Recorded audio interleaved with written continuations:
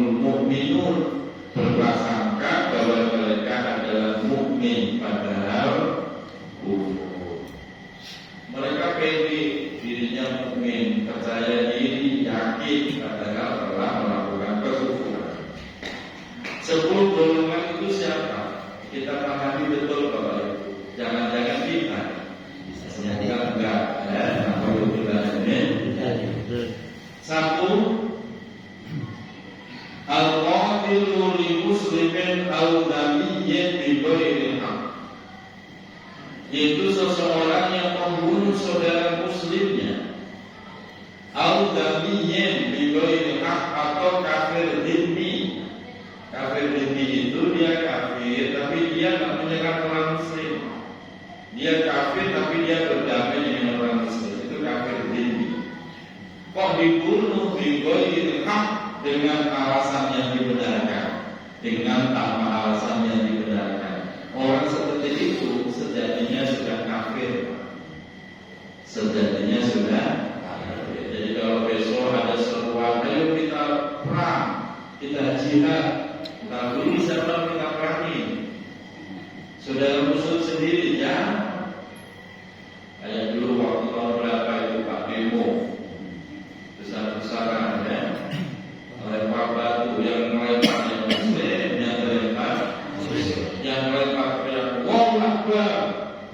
yang dilempar sama beratnya takbir, yang sini takbir, yang sana juga takbir, berantem, ada yang mati. Sejatinya sudah kafir membunuh saudara muslim. Nah, membunuh ini ada dua pengertian. Ada yang membunuh secara fisik. Di tanda-tanda akhir zaman itu banyak pembunuhan. Dan sekarang sudah terbukti. Suami bunuh istri ada banyak. Istri bunuh suami ada. Orang tua bunuh anak ada. Anak bunuh orang tua. Terakhir Pak di Surabaya, anak kelas umur 12 tahun bunuh ibu kandungnya. Gara-gara apa? Sering nonton game bunuh-bunuhan. Akhirnya itu anak terobsesi ingin melakukan apa yang ada di game. Ibunya lagi tidur ditusuk sampai 20 kali tusukan. Alhamdulillah ini. Hati-hati kita jaga anak kita harus betul-betul hati-hati. Tontonannya diawasi. Anak tontonannya berantem mulu timnya, ya anak bawahnya tontonannya kalau yang seru-seru sadis-sadis bahaya, jangan dibiarkan. Jangan punya pikiran begini gimana saya manteng di kamar atau kemana-mana, manteng bagaimana kalau masih dengan handphone bahaya itu kan. Ya itu luar biasa. Anak berubah yang tadinya cewek jadi tomboy, yang jadinya laki jadi gemulai. Kira-kira apa? Sering nonton tontonan bencong-bencong itu Pak. Anak yang tadinya laki-laki gagal berubah jadi gemulai tulang lunak. Nah, kira-kira itu. Nah, artinya pembunuhan itu ada dua. Ada yang membunuh secara fisik. Ada yang membunuh, yaitu membunuh karakter. Ini juga bahaya Pak. Ini termasuk dosa besar. Membunuh karakter itu seperti menyebar fitnah. Akhirnya orang itu terbunuh secara karakter, hancur namanya, rusak kebaikannya. Al-fitnatu asyaddu minal qatl. Fitnah lebih kejam daripada pembunuhan. Jadi membunuh karakter itu lebih kejam. Jadi termasuk tergolong kekufuran. Makanya hati-hati, jangan gampang terprovokasi. Yang kedua, orang ini mengaku mukmin padahal sebenarnya dia adalah kufur. Siapa itu yang kedua? Wasahir, yaitu orang yang melakukan sahir. Sahir itu apa? Sihir, santet, tenung, apalagi dan segala macam. Itu termasuk kekufuran. Saya nggak melakukan, tapi bapak beli sama bapak. Ya. Dia tidak bisa melakukan sihir, santet, tidak bisa, tapi dia beli. Membeli santet itu murah kok Pak. Sakit, jadi kembang balik atau kembang balik itu yang murah. Itu cuma 3 juta. Murah apa? Bagi orang yang sakit hati, denda semua 3 juta itu murah. Kalau Ustaz tahu, dia tahu Pak, saya itu punya jamaah mantan tukang santet. Saya itu punya jamaah orang Ratu Jaya, mantan tukang santet. Dia tobat itu gara-gara sepele Pak. Sebelum orang Ratu Jaya tahu saya ini ustaz, belum tahu saya hafal Quran, mereka tahunya itu saya terkampungnya, dianggapnya orang pintar dalam tanda kutip. Orang pintar dalam tanda kutip ada. Dia nggak tahu kalau saya hafal Quran. Lalu dia nggak terima Pak.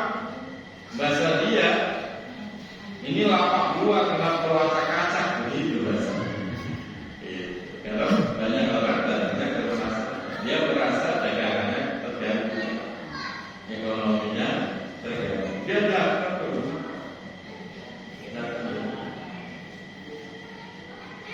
sendiri.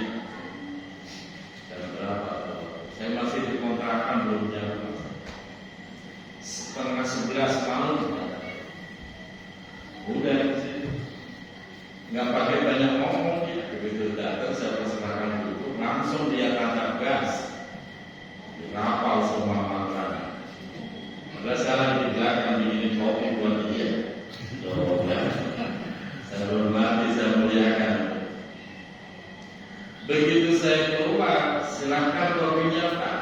Allah kasih petunjuk, jumbo itu orang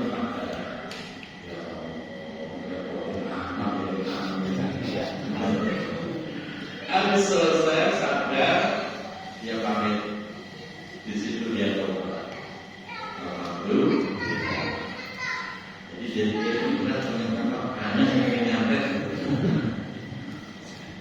Orang yang melakukan santet, orang yang beli santet, kita tolong sama tukang santet termasuk kekufuran. Dia mungkin merasa masih iman, masih mau dan mandiri sholat. Itu cuma kamuflase. Topeng belakang kelihatannya kemana-mana bawa peci, tapi dia beli santet, tidak tahu nama tukang santet itu kekufuran. Makanya apa? Kalau dagangan sepi, jangan suruh kemana-mana. Ini kadang-kadang pedagang itu gampang sekali suruh. Ini dagangan sepi, kenapa ya nggak wajar nih kayaknya.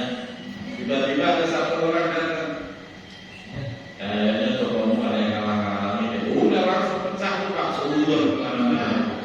Itu yang sering terjadi. Kenapa saya tahu? Ya banyak orang model begitu datang ke rumah.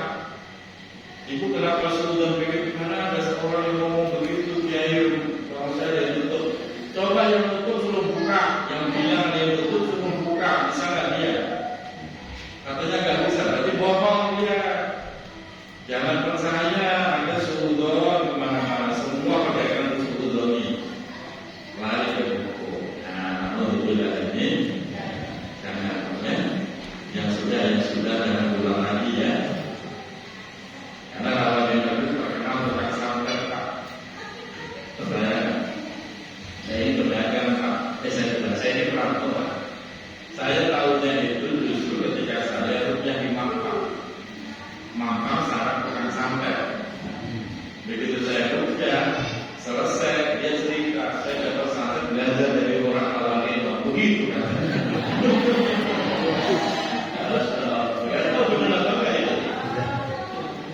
Jadi lawan dia maksudnya itu lebih kuat daripada orang Mampang.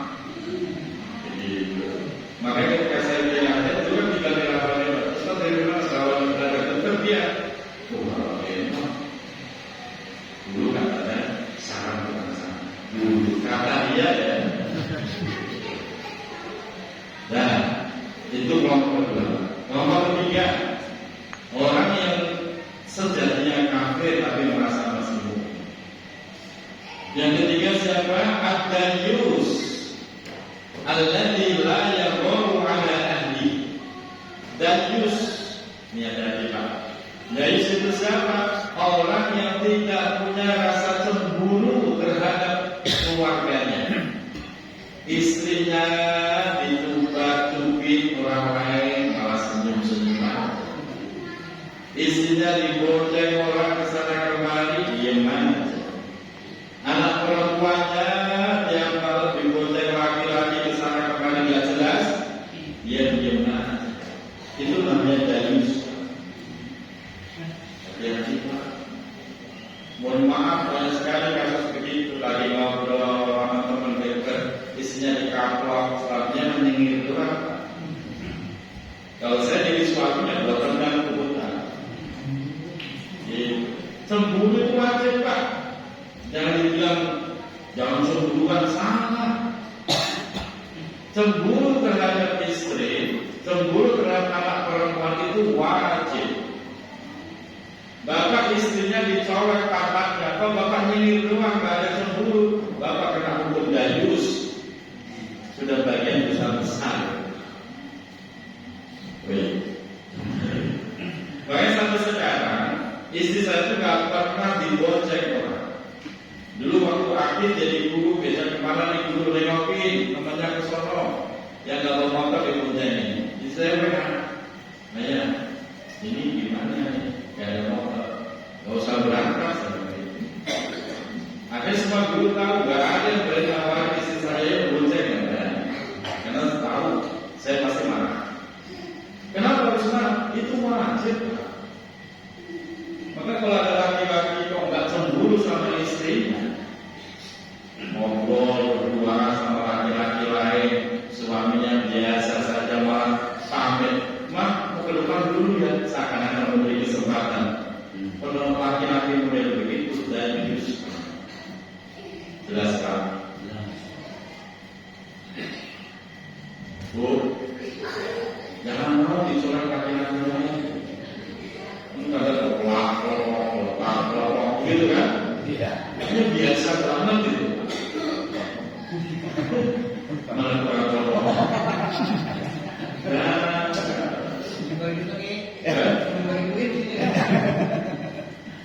kalau kadang-kadang ada suami yang begitu beres, pelak-pelak yang terima dibagi duit, jadi mana sih?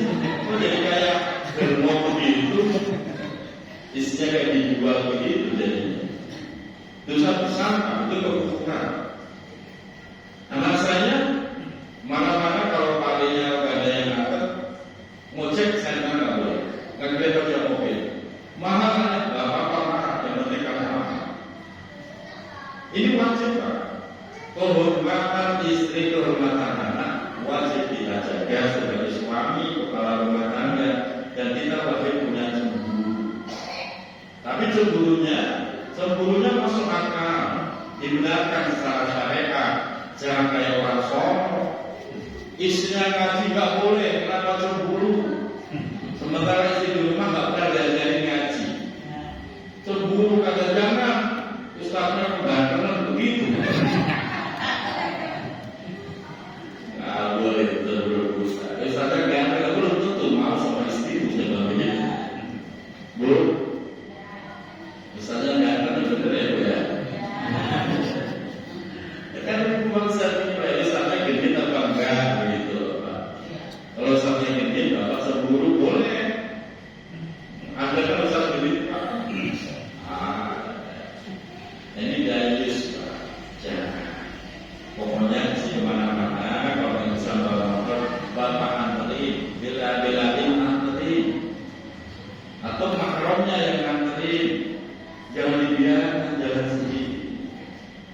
Itu namanya dayus. Kalau Bapak nggak punya rasa cemburu, dayus. Dan itu berarti dayus rasa.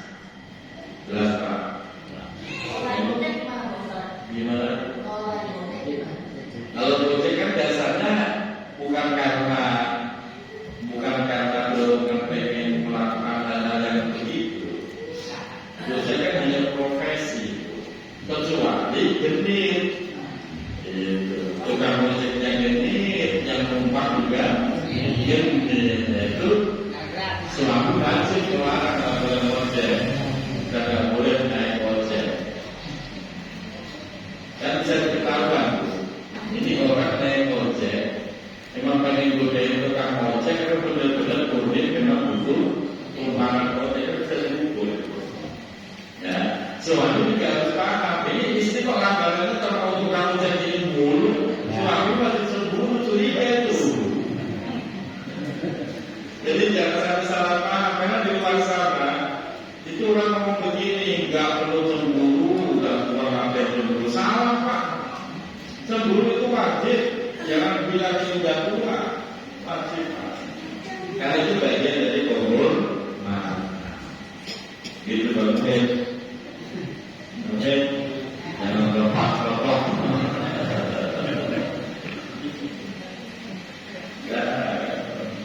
Saya kadang-kadang ngaji ya, waktunya ada ngajakin foto. Saya nggak mau sendiri, saya pasti minta temenin sini, laki-laki satu orang atau temenin. Nggak mau saya diambil perempuan cuma. Kenapa?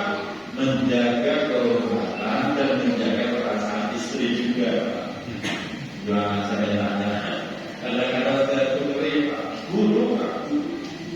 Ada ngakuan sama teman biasa itu. Ngaku rokok, kadang ya punggungnya, pantatnya, dosa itu.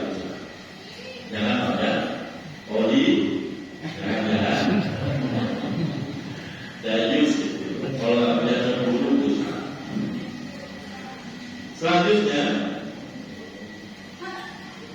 wa mani'uz zakati, orang yang menahan diri tidak zakat, menahan zakat. Harusnya dia punya kewajiban zakat mal. Kalau usahanya maju dan sudah sampai nisab, sudah 1 tahun harus mengeluarkan zakat. Dia tunda, dia nikah, bahkan sengaja mengeluarkan zakat. Orang seperti itu hakikatnya sudah zakat.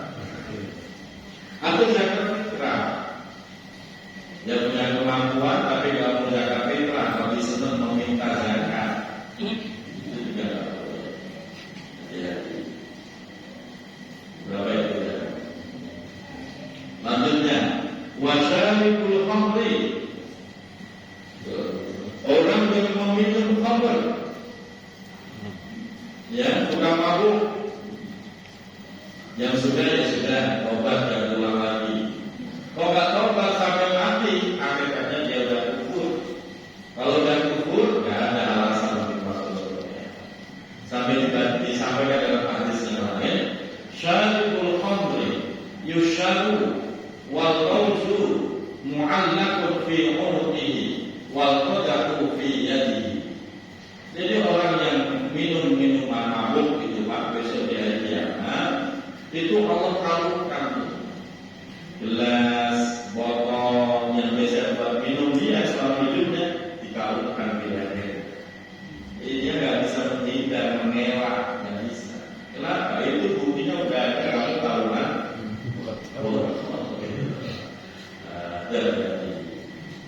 Coba-coba jangan nanti ketagihan. Mending minum kopi,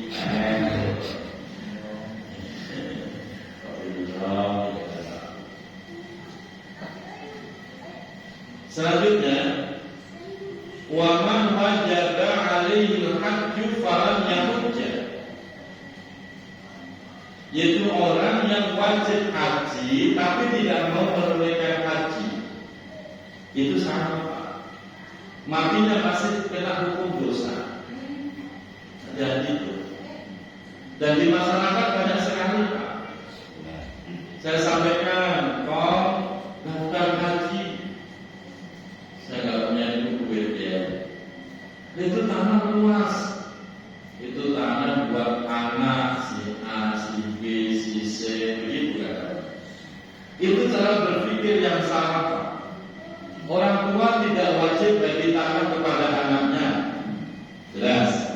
Orang tua tidak wajib mati ninggalin warisan harta, tidak wajib.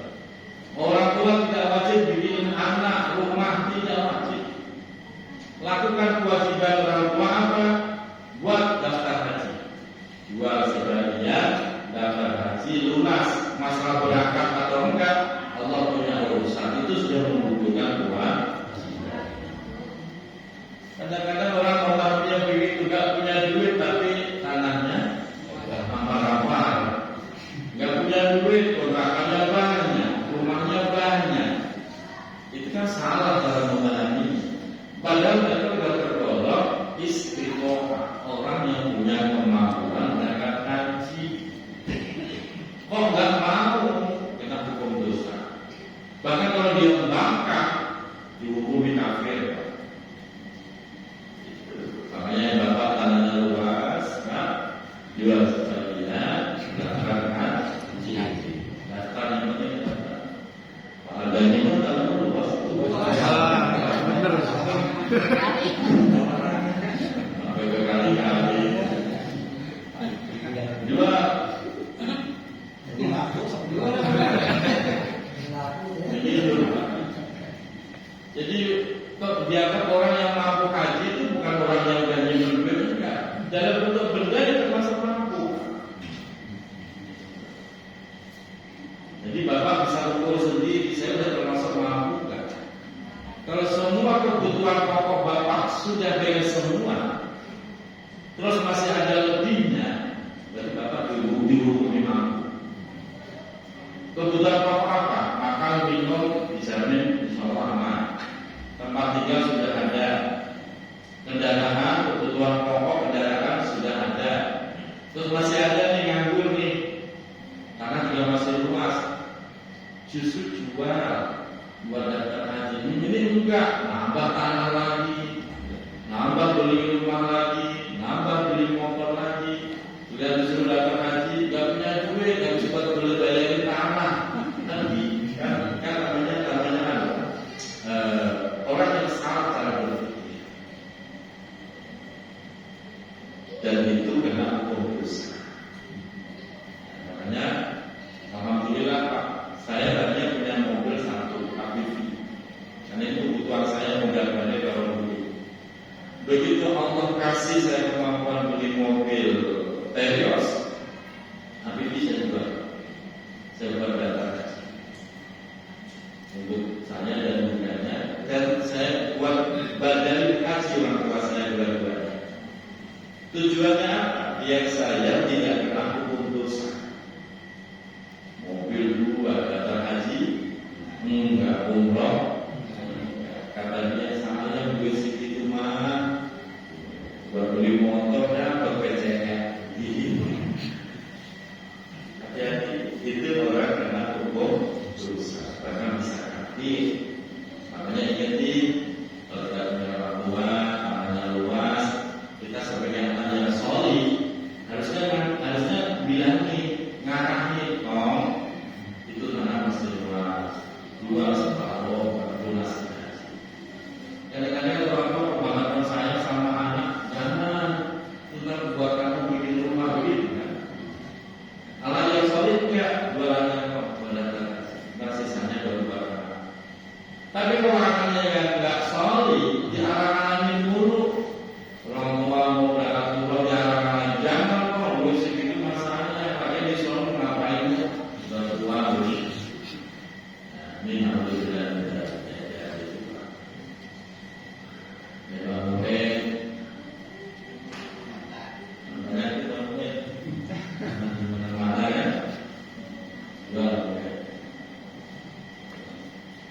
wasa'i fil fitani, orang yang berjalan menebar fitnah.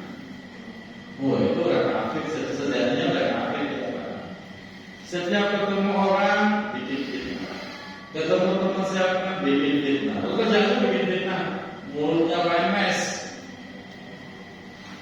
apa gaya diomongin, dan bikin fitnah, bikin panas, bikin orang itu jadinya yang tadi udah adem nih, jadi panas dan dikompor-komporin. Ada yang teman sudah begitu. Artinya kita udah adem aja. Begitu ngomong ketemu dia, ceritain begini begitu. Artinya panas kita. Orang udah begitu tuh Pak, itu orang yang berjalan benar-benar fitnah, mana-mana begitu. Kalau seperti itu hakikatnya udah kafir. Kalau nggak tobat, ya matinya masuk neraka. Makanya kalau bapak ketemu teman yang sering menceritakan orang lain, bapak saya malah bangga di teman lain yang saya tadi nggak tahu jadi tahu. Jangan, itu teman yang bahaya Pak.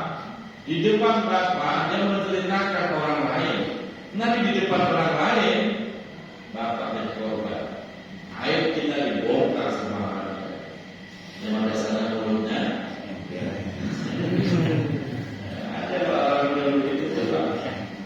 Hati-hati ketemu orang begitu, jauhin Pak. Nggak bawa manfaat. Kita jadi terprovokasi.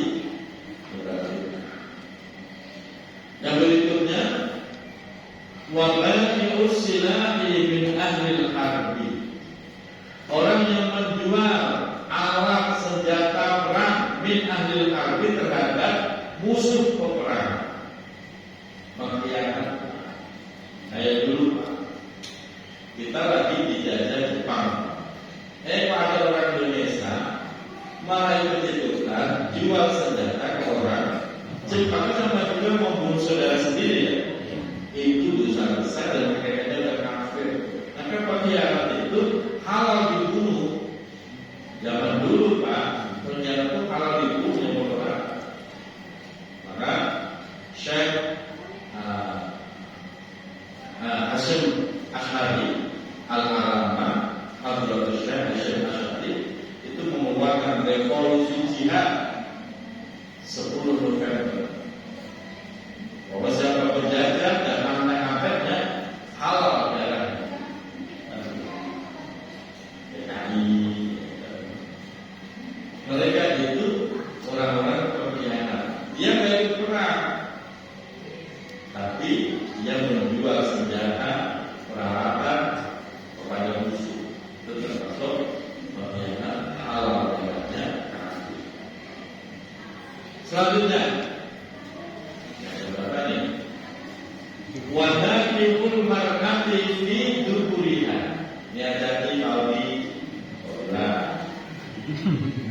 Wanakihul mar'ati menggauli istrinya, berhubungan badan fi duburiha, tapi lewat duburnya, bukan lewat belakang tapi lewat dubur. Itu dosa besar.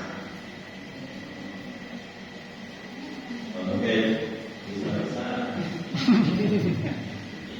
Kalau lewat belakang masuknya tetap depan, halal. Mau lewat belakang, lewat samping, kalau masuknya tetap depan, hukumnya halal. Tapi kalau masuknya lewat dubur, dosa besar. Dosa boleh. Ini bedanya dubur dengan belakang. Mau dari mana saja boleh, yang penting masuknya bukan lebih. Tapi walaupun dari depan masuknya ke dubur, bisa besar. Emang begitu orang jahiliyah, Pak. Orang jahiliyah itu begitu, dan sekarang itu sudah menjadi tren. Maka tidak ada yang hubungan kalau sama orang, sama binatang, karena tidak puas sama suaminya, dia nyari kuda yang paling gede. Itu lebih ekstrim lagi. Itu dosa besar, dan itu sudah kehukuman. Selanjutnya wanaki dzati rahmin muharramin, dzati rahmin mahramin, yaitu orang yang menikah dengan perempuan yang masih hubungan mahram. Waduh, dosa besar. Nikah dengan perempuan yang masih hubungan mahram, bukan muhrim, mahram. Kalau muhrim itu orang yang sedang ihram. Kalau mahram, orang yang masih hubungan darah, itu mahram. Itu dosa besar. Siapa mahram itu? Satu, ibu kandung, itu mahram. Nenek, buyut sampai ke atas, itu mahram.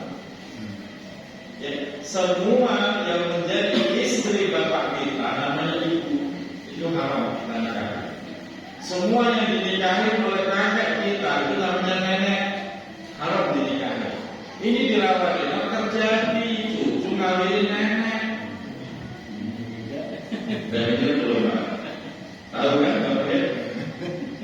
Udah saya bilangin, RT bilangin itu dosa. Kata RT, udah saya bilangin, dia ini nggak mau dengar, ya sudah. Kalau dari bilangin nggak mau dengar, sudah dulu dosa.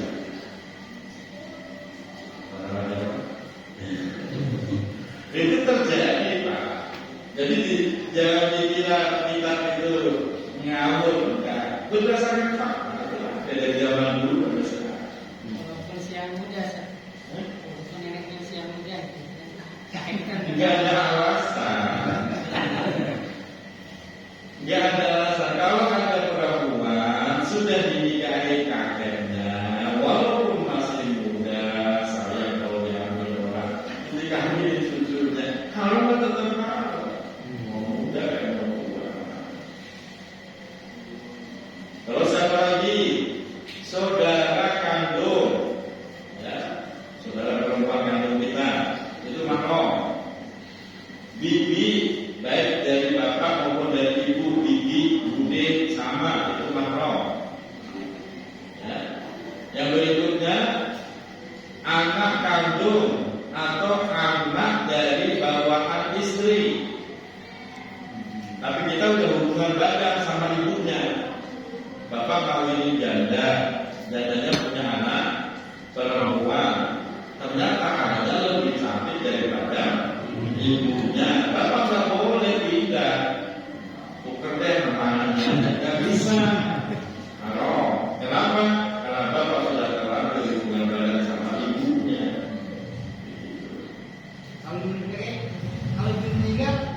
Kalau udah hubungan badan apa belum?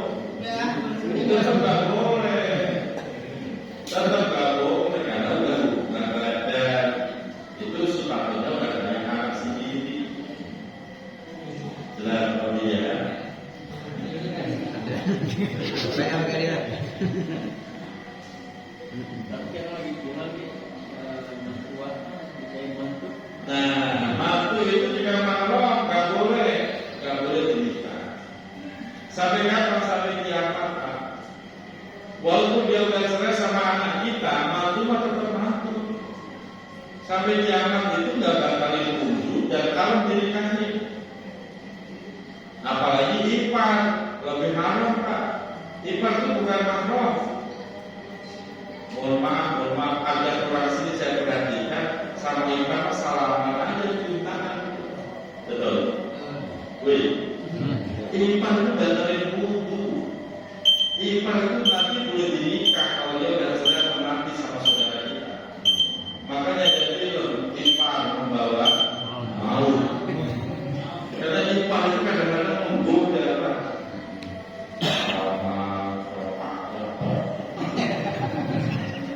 Itu batalin wudhu haram. Ya Maria. Ipar itu bukan mahram. Sepupu juga bukan mahram. Sepupu bukan mahram. Kalau keponakan mahram. Kalau sepupu bukan mahram, batalin wudhu. Nah itu nggak boleh